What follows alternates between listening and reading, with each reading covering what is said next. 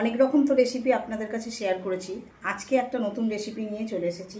আজকের রেসিপি মাছের কচুরি। তো চলো একটু দেখানো যাক মাছের কচুরিটা। আমি মৌসুমি, আপনারা এখন দেখছেন পরিবারের আড্ডা। আজকের পরিবারের আড্ডায় আড্ডা মারতে এসেছি মাছের কচুরির রেসিপি নিয়ে। চলুন দেখা যাক। প্রথমে শুকনো লঙ্কা, গরম মশলা আর একটু জিরে, গোলমরিচ আমি শুকনো খোলায় গুঁড়ো করে নিচ্ছি। ভেজে গুঁড়ো করে নেব। মাছের কচুরির জন্য আমি প্রথমে একটা ফ্রাইং প্যান বসিয়ে নিলাম, নিয়ে তার মধ্যে আমি জল দিয়ে দিচ্ছি। তার উপর দিয়ে দিলাম আমি যে পোনা মাছের কিছু পেটি, দিয়ে এটাকে আমি সেদ্ধ করে নেব।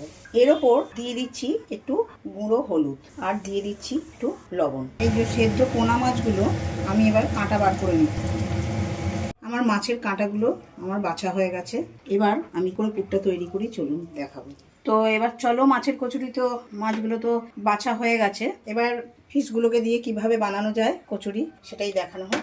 আমার ফ্রাইং প্যানটা গরম হয়ে গেছে, ওর মধ্যে আমি কিছুটা সরষের তেল নিয়ে নিলাম।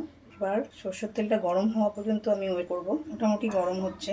আমি ফোড়নে একটুখানি জিরে দিয়ে দিলাম, তার উপরে ফোড়নটা পাকাও দিয়ে আমি ওয়েট করব। দেখো, এবার আমি কুচিয়ে রাখা কিছু পেঁয়াজ দিয়ে দিলাম।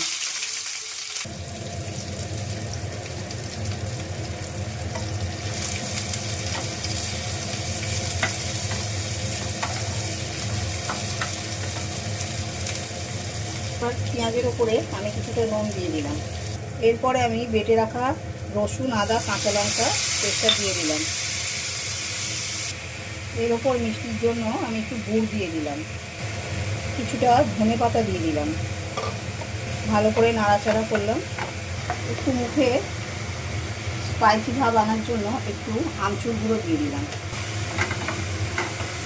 এই পর্যায়ে আমি দিয়ে দিলাম বেছে রাখা মাছগুলো। জিরে, লঙ্কা আর গরম মশলা গুঁড়ো করাটা আমি দিয়ে দিলাম।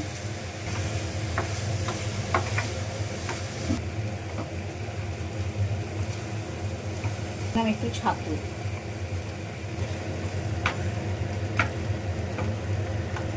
পুরটা আমার রেডি হয়ে গেছে। এবার আমি পুরটা নামিয়ে নিলাম।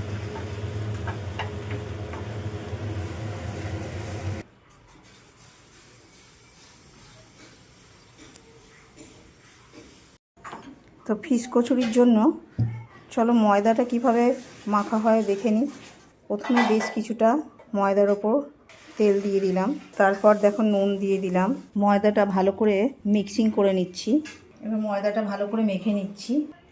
দেখো আমার ময়দাটা মাখা হয়ে গেছে। তো এই যে